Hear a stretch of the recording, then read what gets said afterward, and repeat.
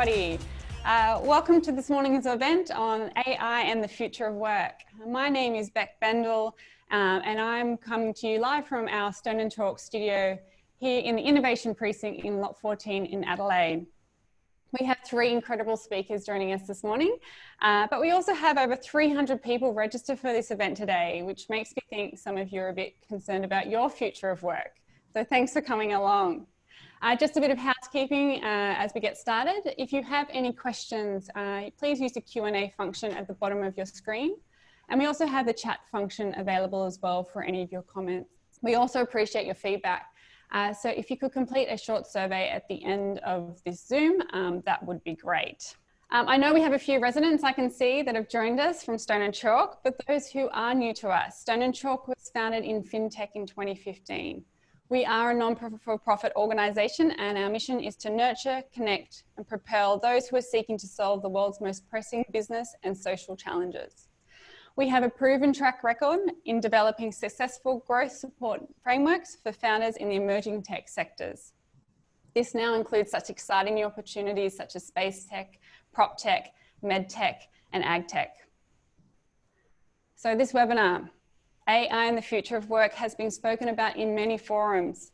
But over the last 5 months, we have seen the world become a very different place for businesses, industries, and people.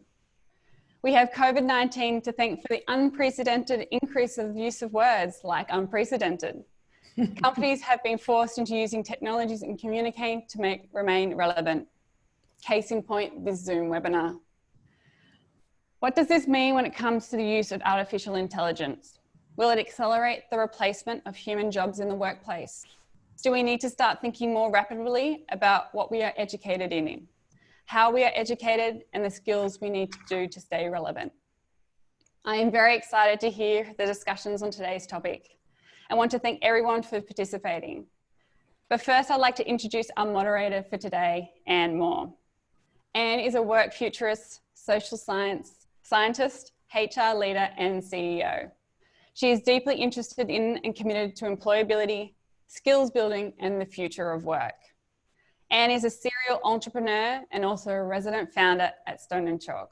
Over to you, Anne. Thanks, Beck. Good morning.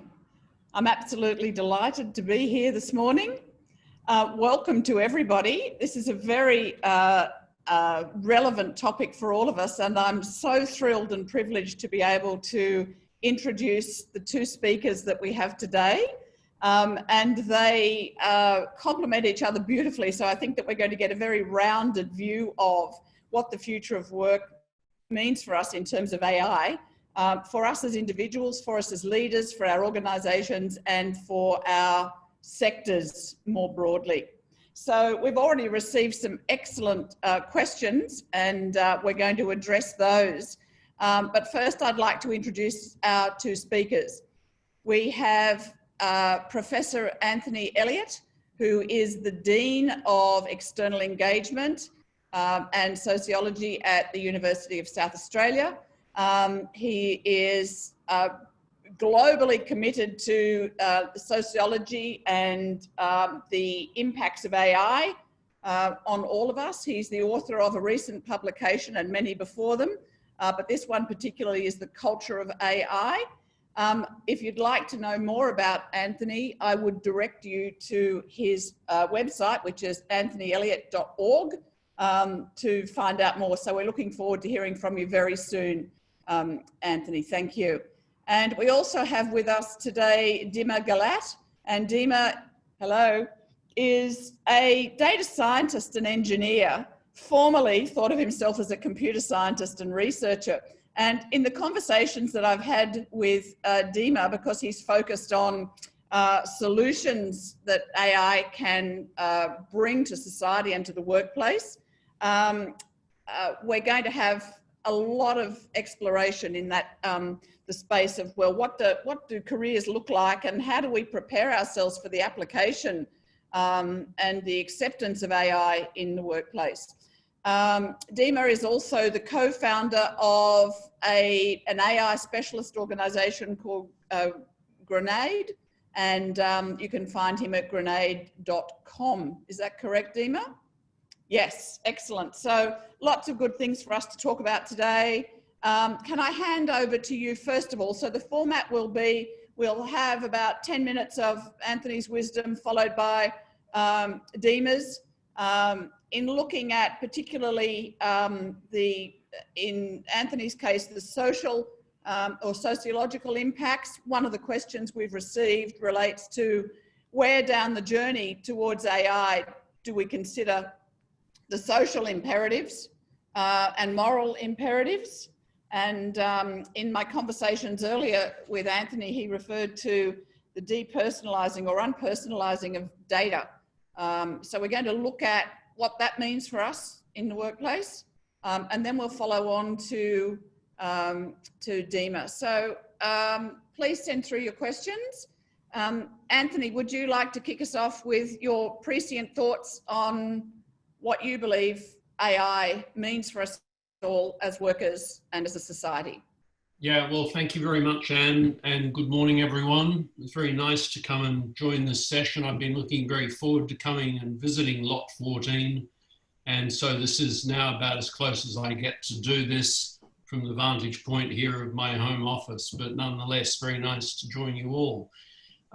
So in terms of talking about AI, of course, for quite some time now has been probably one of the top hot global topics, only recently to be knocked off that perch by a thing called COVID-19. And it's interesting because I think Stone and Chalk have sort of somehow thought to connect these things up in this session and some part today all around the question of the future of work. There's not a lot I can do in 10 minutes apart from just give you a glimpse of how I see these things playing out in a bit of shameless self-promotion, although Anne's already mentioned it. I know you can see this very well. I'll hold it up here. This very stylish looking, it's a very glossy, it's remarkably comprehensive. It's actually incredibly cheap book. I'd recommend to all of you. Maybe we can find a way to get copies to you through Stone and Chalk. We'll have to talk about that. So in this book, The Culture of AI, I make the argument that AI is a global transformation. And what I mean by that is it's all change, and it's all change for everyone. When you talk about AI at the outset, you need to get some handle on what it is that you're referring to.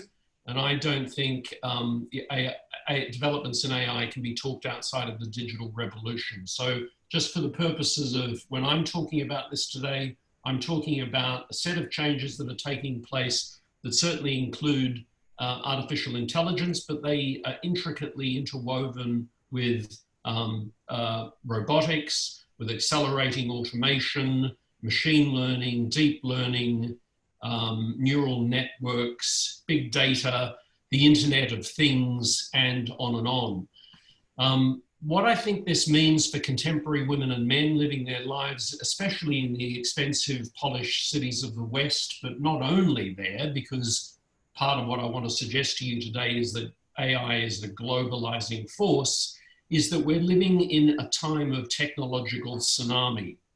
Technological tsunami, ladies and gentlemen. You might think that COVID-19 is bad enough, but no, there's a technological tsunami that's well underway. When a debate goes from being nowhere to suddenly being everywhere, you can be sure that it's succeeded by controversy, and that's undeniably what's happened in the case of the AI debate. It's impossible now to turn on the TV, look at the newspaper, or indeed come to one of these podcasts without encountering the topic of AI. And the global debate that we've seen unfold, and it's interesting when Anne referred to that question that's already come in about the social consequences of AI, because to date, what we've actually had in terms of beyond the universities and beyond the academies, that people have been interested, the public debate's focused on two areas. One, will robots take our jobs? So that's critical. And then two, the debate about ethics, and particularly, killer robots, as people like Elon Musk have warned, and the late Stephen Hawking, AI essentially spelling the end of humanity as we know it.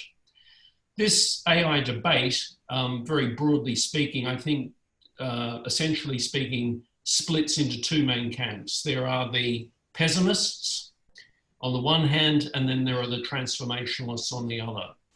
The pessimists, and these pessimists have come, as you know, in many different guises, essentially ask the question, well, what's so revolutionary about AI? The argument here is that a lot of pessimists don't deny that things like Spotify and Uber and Amazon in their deployment of AI technologies are changing our lives. But the essential argument is, if you look at it, really not much change. And the reason, particularly if you look at sophisticated pessimists, the people like Jeff Colvin in his book, Humans Are Underrated, they go on to argue that actually you and I, as human agents, we're remarkably adaptable, we're remarkably flexible, and we can adjust to these big changes that the new economy is unleashing. That's the pessimist case. On the other hand, you've got the transformationalists, and they say not so.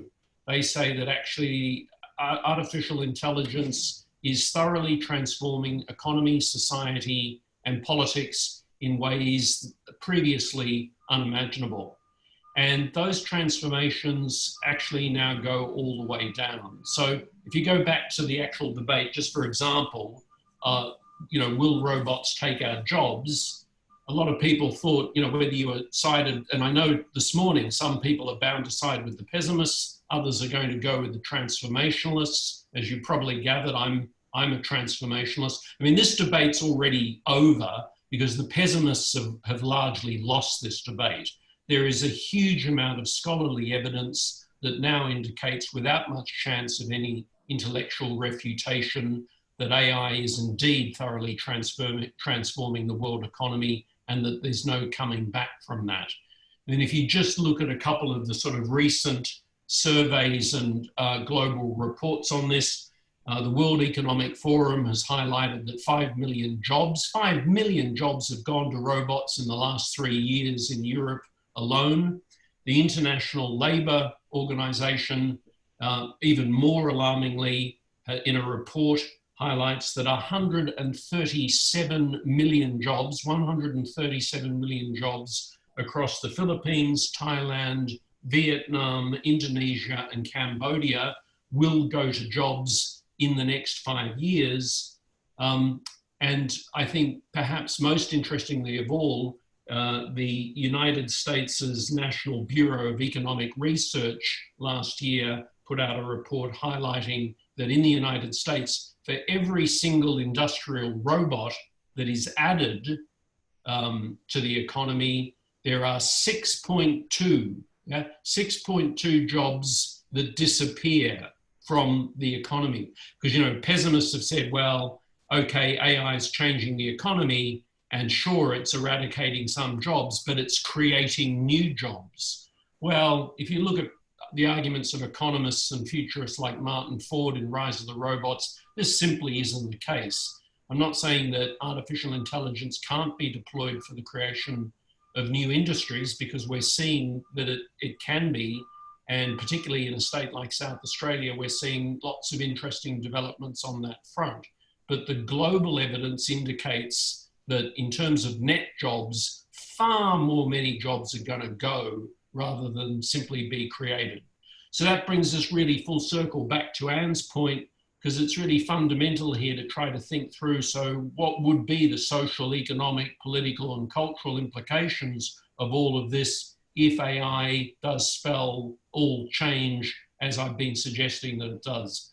I'm guessing I'm close to my time, but I just want to highlight in conclusion 2 quick points. None of this is uniform. Yeah, none of this impacts. I mean, what happens in South Australia is quite different to what's happening in Singapore, and that's quite different to what's happening in San Francisco. So this is all very complex and uneven. And one of the reasons that's so is you've got to remember that AI is a ubiquitous technology. No one has ever actually clapped eyes on a smart algorithm. Yeah, I mean, it's a bit like God or globalization. Yeah, I mean, it's felt by its effects rather than what we actually see in everyday life. And because of this invisibility, I think that makes it a very difficult phenomenon to actually assess as to how it's impacting people's lives today, as well as the future of the economy and the future of work.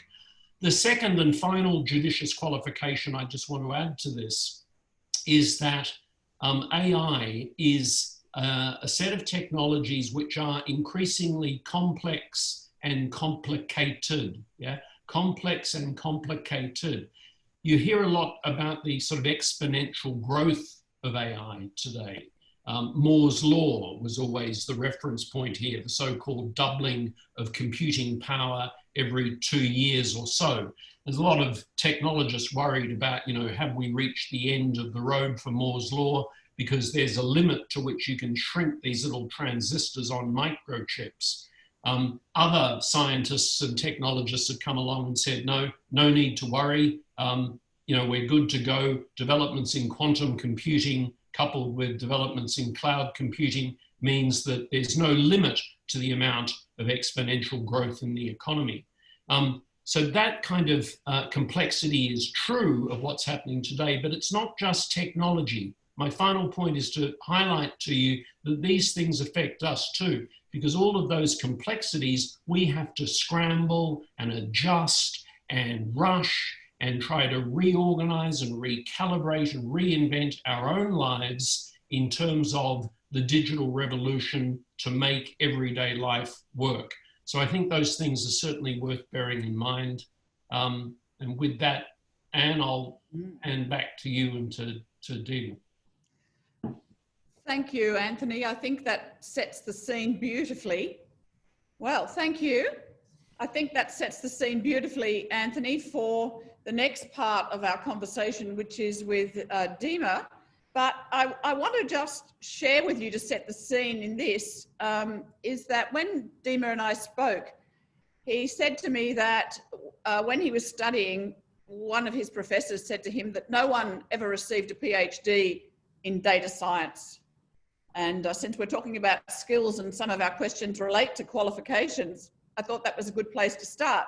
And what you said was that the elemental components of data science are mathematics, statistics, and computer science.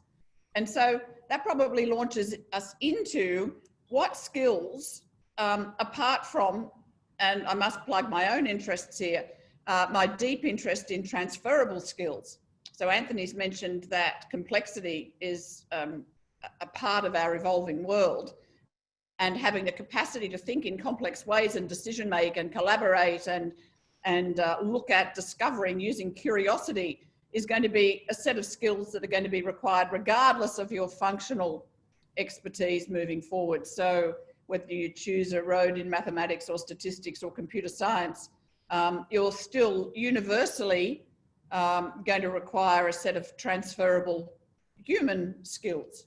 So Dima, on that note, can I lead you into your contribution in relation to the way that AI may affect the work we do and the applications, the skills that we're going to be required to develop to solve some of the very complex challenges and address the opportunities that AI is going to create for us. So over to you. Thanks, Anne. Well, welcome everybody. There are a few things that I wanted to touch on. First of all, I completely agree with Anthony that we're dealing with technological tsunami, and in a sense, that perfect storm was actually created by a very insignificant development in hardware. Some specialized hardware that was produced for computer gaming started to become increasingly more useful for calculating certain machine learning algorithms.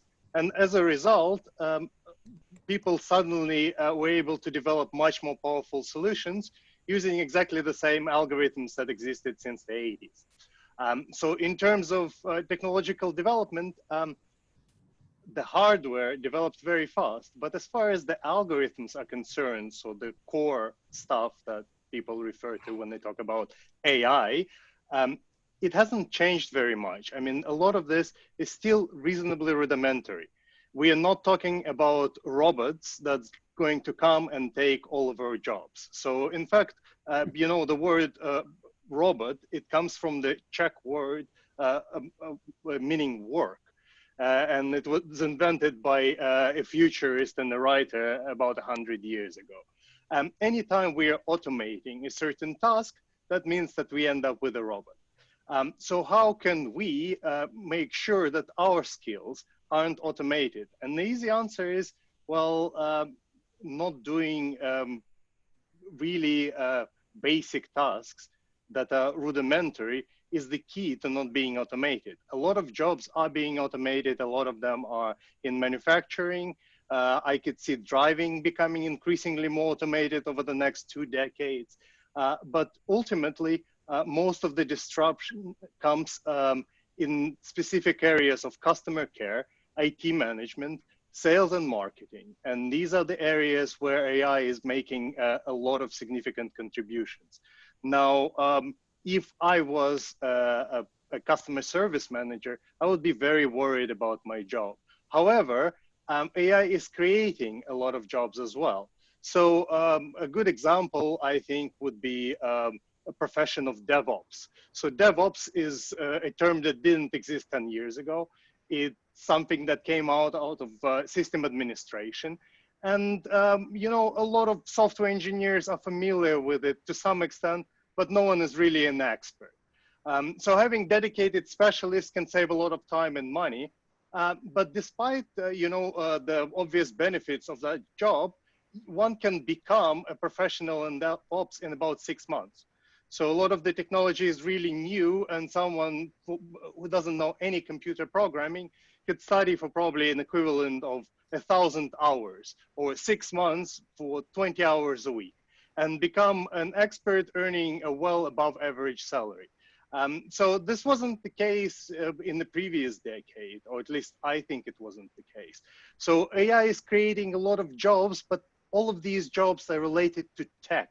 So the workforce needs people who are technically literate, and technical literacy means computer programming. So we've already touched on something which is no PhDs are ever granted in data science. And as a matter of fact, they're not granted in AI either. People specialize in either computer science or mathematics or statistics. So acquiring skills that enable you to write even simplest programs actually helps you to become accustomed to using automation for your benefit and automating parts of your job yourself. So, you know, in my professional career, I've always tried to automate tasks that I do recurrently to avoid doing the same job over and over again. And that's what programming enables you to do. However, you know, despite this rapid evolution, and I think COVID actually had the disruptive effect on the workforce as well. So one thing that it brings into particular attention is self-sufficiency and independence of individual employees. And this self-accountability, it comes only from being invested into your own professional development. So people who care about their skills and are in fact emphasizing so-called lifelong learning. So acquiring additional skills to keep up and stay current. And as far as additional skills go, again, you can't go wrong with basic computer programming because you can automate a lot of mundane tasks.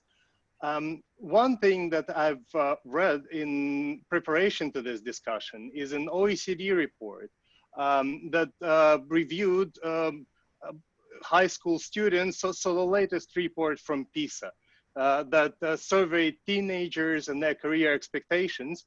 And around 50% of all teenagers around the world, well, around OECD countries, want to work in one of top 10 occupations. So, and some of these occupations are at a very high risk of automation.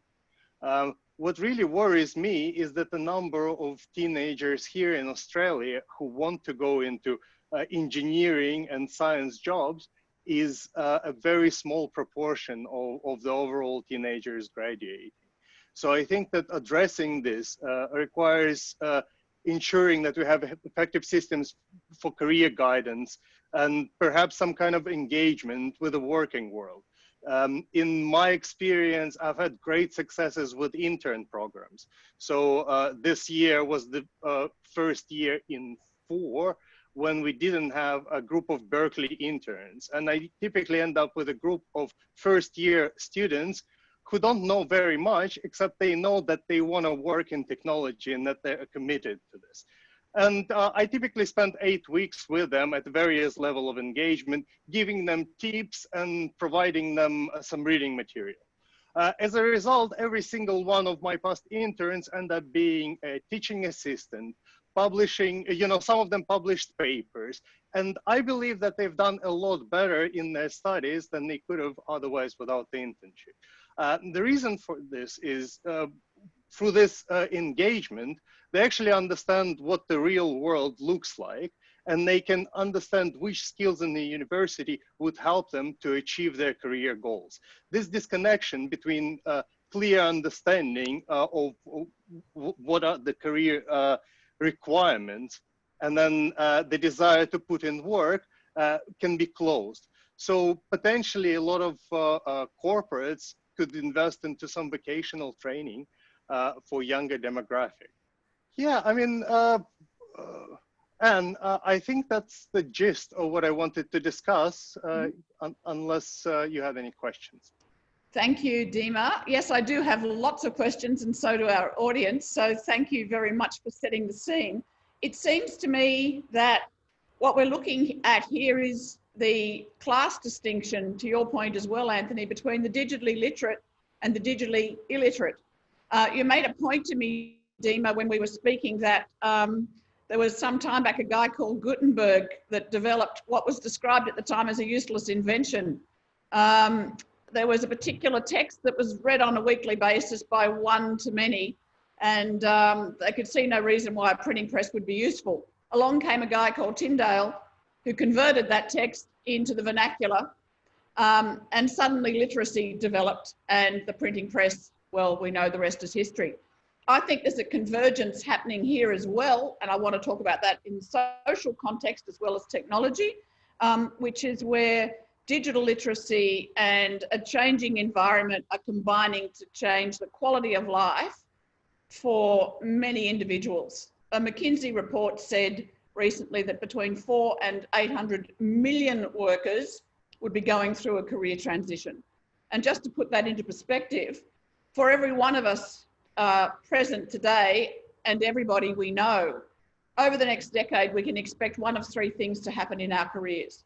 We'll either need to be reskilled for our existing role, which could be looking at augmentation, so the removal of repetitive tasks with predictable outcomes, which humans hate doing anyway, making room for more complex thinking, collaboration and the things that I mentioned earlier. We will, if not reskilled, redeployed into other roles or exited from our organisation. So we know that ABS has released some data to say 5 careers, 17 different discrete roles, and 3 redundancies across our working lives.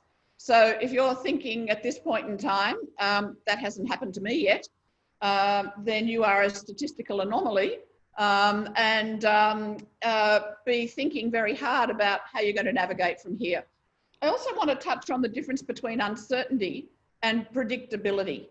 So uncertainty, in my way of thinking, looking at a book recently called Radical Uncertainty, is where we can't contemplate the risks associated with a particular decision or action. Predictability is where we have risk factors. And as you've mentioned, Dima, we do have an opportunity to look at the sectors that are going to be most impacted by AI and robotics and advanced technologies like IoT. So we know that if you're sitting in customer service, any social processes or, any social elements, customer service or process, supply chain, then those roles are likely to be impacted. If you're in a sector that is highly dependent on those, let's say in the case of process or supply chain, manufacturing or transport, you can expect that your role is going to be obsolete quickly, and you need to be thinking about how you're going to navigate that path. If you're in customer service, we've received a question around what does it mean for workers who engage with humans, and I'm talking about human workers engaging with humans in their day-to-day work, social workers and the like. Well, clearly, the real value that's created there is in the complexity, in the compassion, in the collaboration. So those roles will not be replaced. It's the anytime soon qualifying. So I want us to move on to, given our time constraints here, and we do want to look at some further questions from the audience, is I want to just come to this theme that's been central to my way of thinking for a long time, and that is what we've called self-sufficiency or agency. There is no one who's going to be more interested in your career than you, and you're not likely to have an asset in your lifetime that is more valuable financially than your work. In other words, your work fuels your lifestyle and your livelihood and the things that matter to you. So how do we, as leaders, accommodate that need for self-sufficiency and agency with our workers? How do we do that as an organisation? And this is where COVID meets AI, or the future of work. And what I'm thinking here is many of us have been working from home, and that's happened through necessity, and it's happened very quickly. What it's shown us is that intrinsic motivation and agency and sharing purpose and aligning values and goals to a strategic direction, being part of a community, is really, really important to maintaining productivity and a competitive edge. So on that note, I want to hand back to, let's say, Dima. I wanted you to please talk to us about what role research plays in the day-to-day lives of innovation inside of organisations, because in our conversations we talked about the latest flavour of the month, which is agile. People believe that using agile methodologies reduces risk, contains scope, but that's an anathema to research. So can you just elaborate on that a little bit about what innovation looks like in terms of research? Yeah, of course. So innovations coming from research is typically very open-ended. So people come up with ideal vision of where they want to get, and what are the factors on how they can assess if they arrived to that vision. And research is supposed to try the latest and greatest developed by a team of highly specialized people to apply these notions to the work. A lot of this is open-ended, like I said, and a lot of it requires experimentation. Agile, by its nature, it's not tailored for experimentation. So agile works towards a very specific goal that needs to be achieved typically in a week or two. So it's a perfect fit for software engineering projects where we have very quick iteration cycles, typically just adding functionality to an existing product. When you're trying to redefine what the state of the art looks like, 2 or 3 week iteration cycles are not very productive, because sometimes for a single individual, it could take months to actually accomplish a fundamental breakthrough. So I think that structuring research teams and getting them to work in agile environment is not very productive. So Dima, I have another question for you, and that is your comment on Microsoft's recent decision to replace all 50 journalists with AI. That's brilliant. Look, I mean, I had no idea that Microsoft had journalists. I'll point out another thing. Microsoft released a Twitter chatbot last year, which they had to remove within 2 weeks because on the internet, there is a funny little number of how many iterations will it take until someone mentions Hitler. I think it's called the Goodwill's number. And for that particular Twitter chatbot, it took less than 6 hours. So summarizing news, this is weirdly enough my area of expertise. So as far as summarization algorithms go, we are a long ways away from perfect, and there is potentially a need to employ dozens of software engineers who would be responsible for maintaining a system like that. So in the response is it probably created potentially fewer jobs, but vastly more interesting and more skilled jobs. Fantastic. I'm looking at the torrent, or Anthony, to use your words, a tsunami of questions that are coming through here. I can make a commitment to you. If you have a question that is not answered in this forum, we commit to answering it to the individual directed it to. So we'll come back to you with answers. There is a question around career coaching and the emphasis being on traditional roles. So I want you, and I'm answering this for all of us who are career owners, is I want you to think about your working life as not roles, but the constituent components of roles. So I want you to think about what your attributes are and compose those in a way that will direct you towards your interests. So think about what your skills are, what your experience is, what your strengths are, what motivates you, a whole lot of factors that contribute to who you are and what your value add is. So employment is about the value creation that you deliver to an organisation. It's not just about capability, it's about fit. How do you align your values? I talked about intrinsic motivation, and we're going to come back to agency because there are some questions around democratising work and ownership, and that points us directly to something that I'd like to address to you, Anthony, and that is, if we think about self-sovereignty, blockchain springs to mind. Is blockchain going to help us in any way in the AI disruption equation? Is there a place for blockchain sitting next to AI? Or is that a ridiculous comment? Well, it's not a ridiculous. Sorry. You go ahead, Anthony. No, after you. Okay. So I think that blockchain is a useful tool, but think of it not as a disruption, but rather as a gradual evolution of a very old thing called database.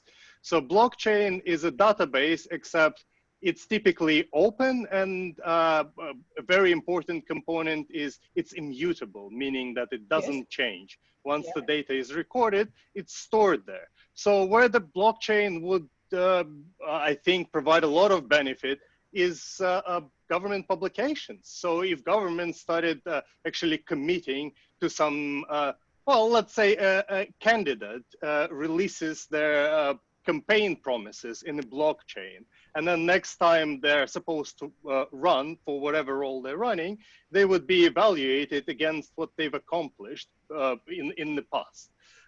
So for storing facts, it's a wonderful tool, but it does nothing for AI because all these data sets are private.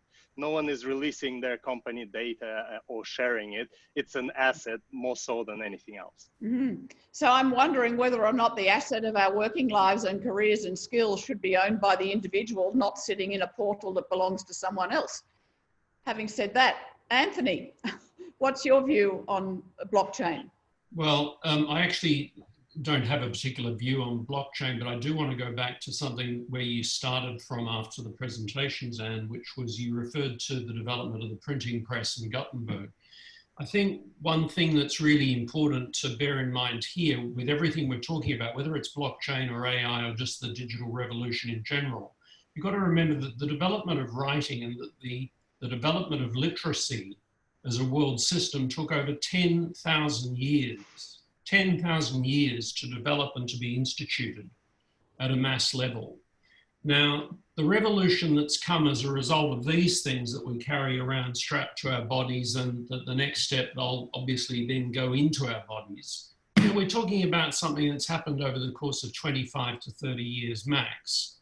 So, that's one thing you've got to bear in mind here. The speed of this change is just absolutely phenomenal. It's the scale, it's the intensity, it's the speed, but it's also the impacts. The other thing, and why this is important, why I start with that, is that it's important to, Dima made reference to you know, as you're trying to navigate these very tricky territories individually, you know, make sure you watch out for the big danger signs are when if you're in a job that involves anything that's routine and repetitive. His advice there was automate, because it's the routine repetitive that allegedly is knocking people out of their jobs. What's interesting about that is if you actually look at empirical research studies that have tried to map this stuff, the most famous is a study out of the Martin Institute at Oxford University, where they looked at over 700 different professions. If you actually look at the list of the top 10 professions on that list that are most likely, the jobs that are most likely to go to robots, right? Number one, okay? My personal favorite, because I've always had trouble with them, accountants, yeah? High up on the list, solicitors. So that is to say, a lot of the jobs in the top 10 were actually professional jobs that people were quite surprised to actually see on that list. And there's been a lot of very influential work done to say that, you know, the developments in AI is actually color blind.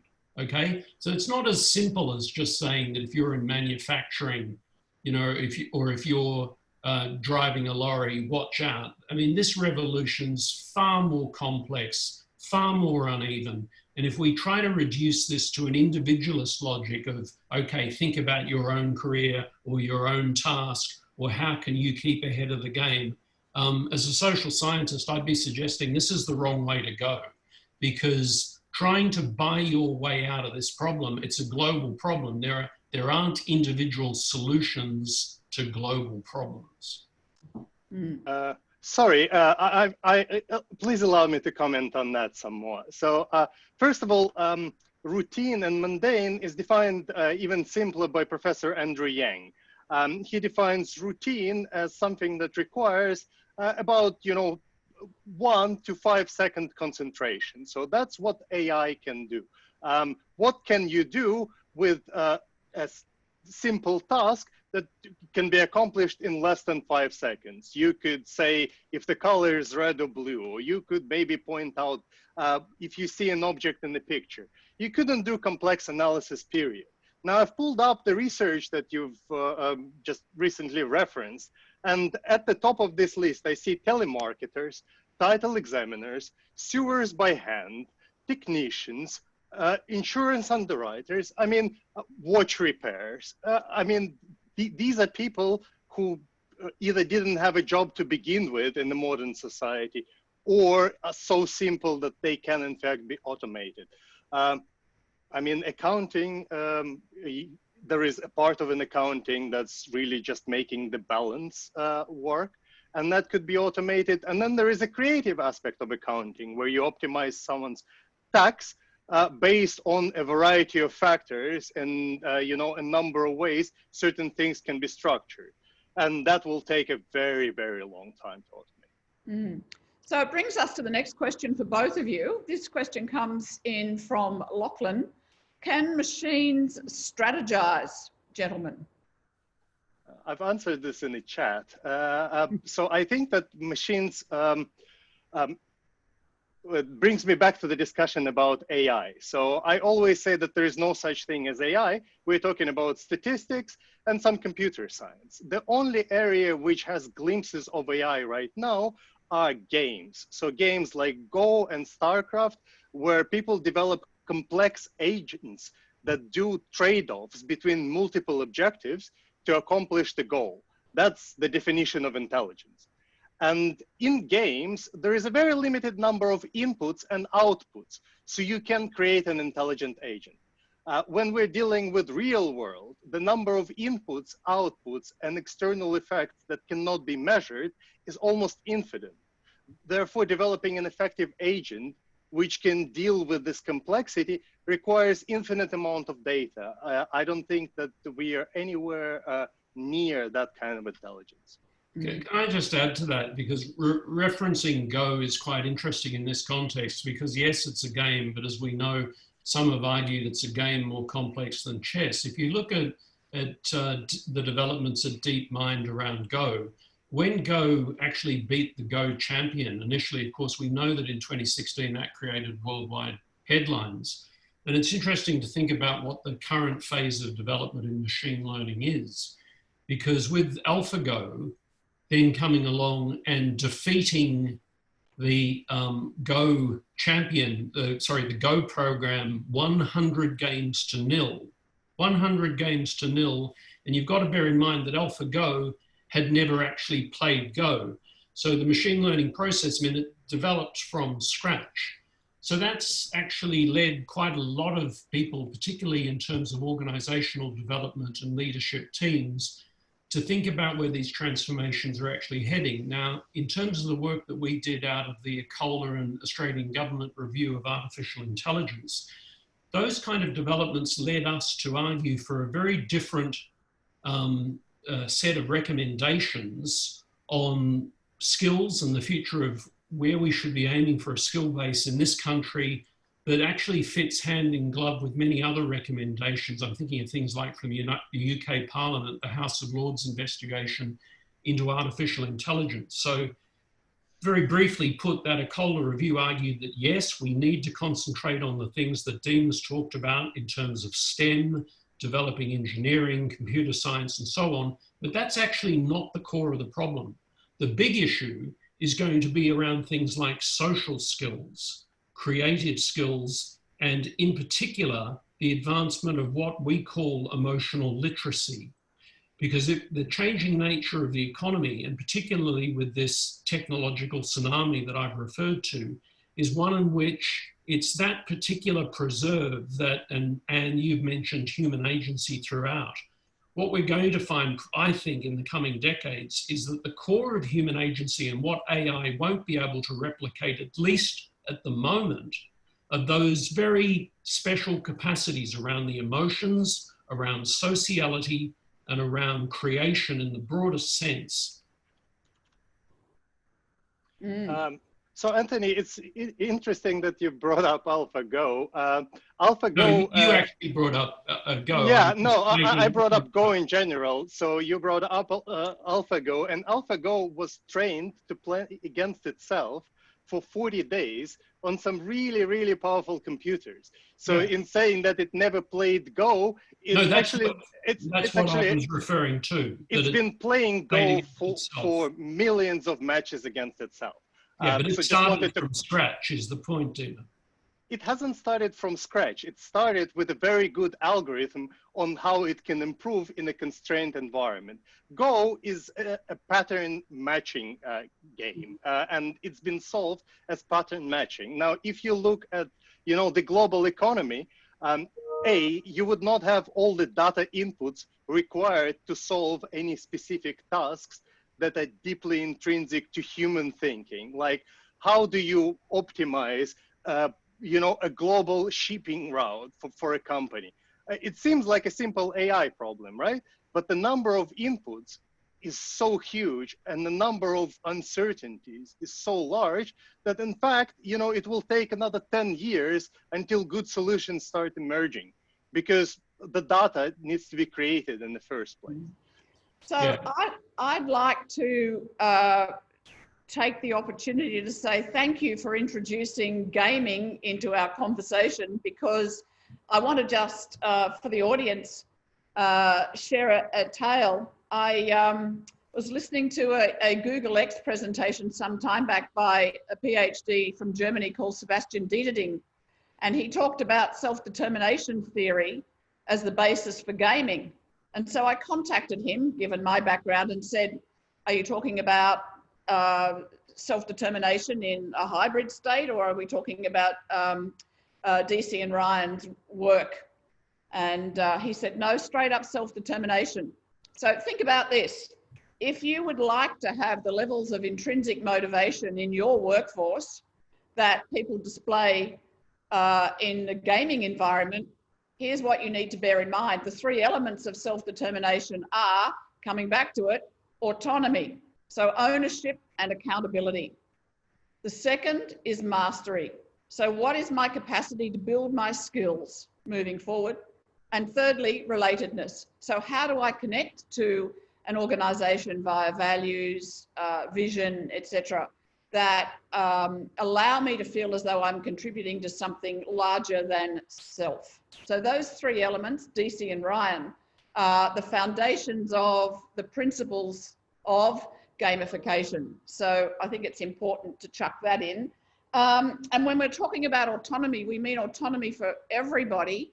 And so I'm going to go to one of the questions that we received here that I'll put to either of you.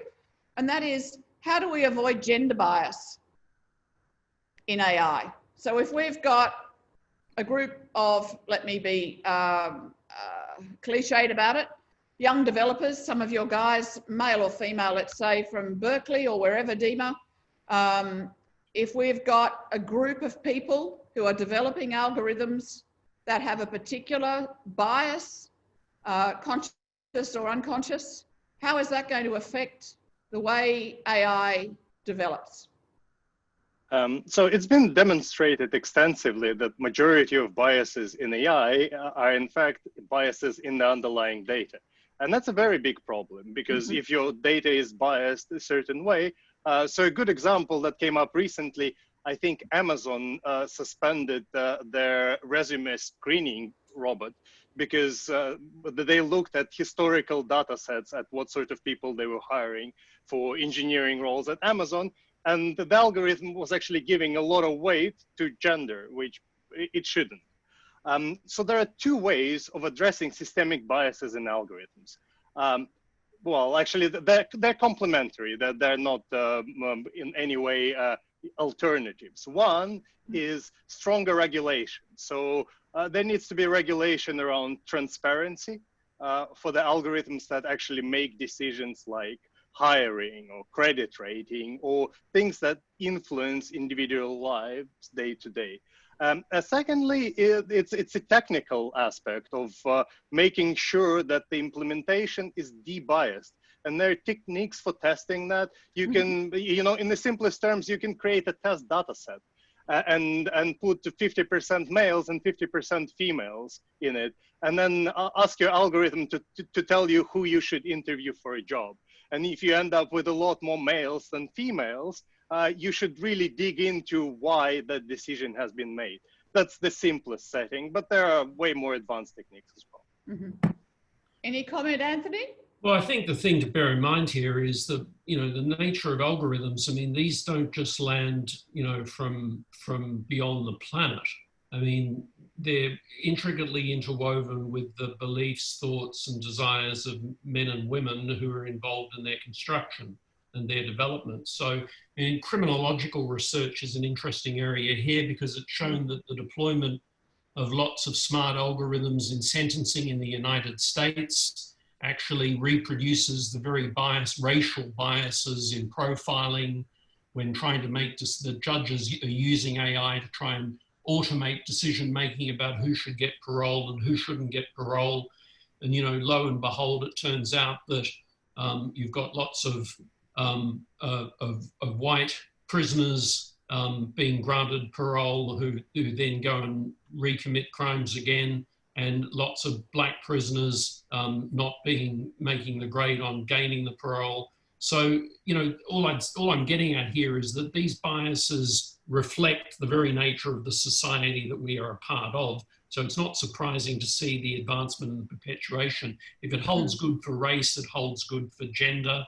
And so, we need to try and break from this technology fallacy that somehow, because these things are part of, a computational database, that they're somehow just automatically neutral. And to the points that you've both made, the social biases that are inherent in these things. So, well, race and gender are social biases, yeah. Yes, exactly, and further ones. And I'm pleased that you've touched on the legal system, because a question has come up in relation to, and I think you've responded to it, with the situation with George Floyd, have made justice faster if there was AI in the legal system. And I think you've pointed to the social biases that underlie that. And Dima, your comment around where the information's drawn from is a pertinent one. So we have 4 minutes left. Do you have a 1 minute wrap up? What you'd like to pass as messages, please, gentlemen, to our participants on what they need to be thinking about in terms of actioning their career and getting ahead of the AI game, i.e. not being reactive but proactive. Dima, first. I think that fear is a terrible motivator, and being afraid of artificial intelligence and trying to fight it by saying that you are pro or against, or in any way just trying to stop the train isn't really going to help it. So a better way of addressing the revolution that's happening right now is embracing that change. And embracing that change means actually learning and understanding. So there hasn't been a better time to learn programming. It's increasingly easy for beginners. And in fact, you can learn basic AI stuff in a matter of weeks and months. So I would argue that this would be a place to start, because when you understand something, you don't need to be afraid of it anymore. You can actually use it for your advantage. Fantastic. Thank you, Dima. Anthony? I'll go at it slightly differently. AI is unleashing a profound unpeopling of our societies and our economies. It is a technological tsunami. I don't think there's any turning back of it. We're seeing that COVID-19 is leading to an exacerbation of this.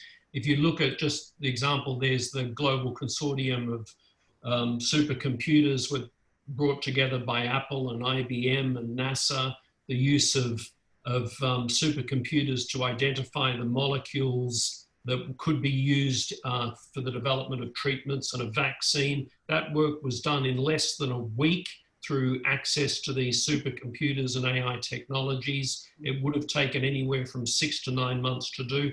So there's this radical speeding up of what's going on, but the fallout of all of this is absolutely enormous. And that I think rather than focus on your individual self and your individual career, we need women and men to actually think about the societies of which they're part, what they want for their own children, their grandchildren, the future more generally. And that actually means thinking about the nature of the social and the nature of society. Fantastic, thank you. I'm going to close on responding to one last question, which wraps this up, I hope, and that is, we still need the gifted artisans. We need the musicians, the historians, the artists, and those that bring creativity. So when you're thinking about your digital literacy and embarking on learning code, don't abandon those qualities and characteristics that make us so uniquely human, complex and amazing. So thank you everybody for joining us today. Thank you, Dima. Thank you, Anthony. It's been, as I said up front, an absolute privilege and pleasure to share some time with you and to become smarter in the process. So thank you so much. We'll respond to your questions individually if we haven't covered on them already. And yes, we will be providing a reading list, a resource list for you after today's session. Thank you so much, everyone.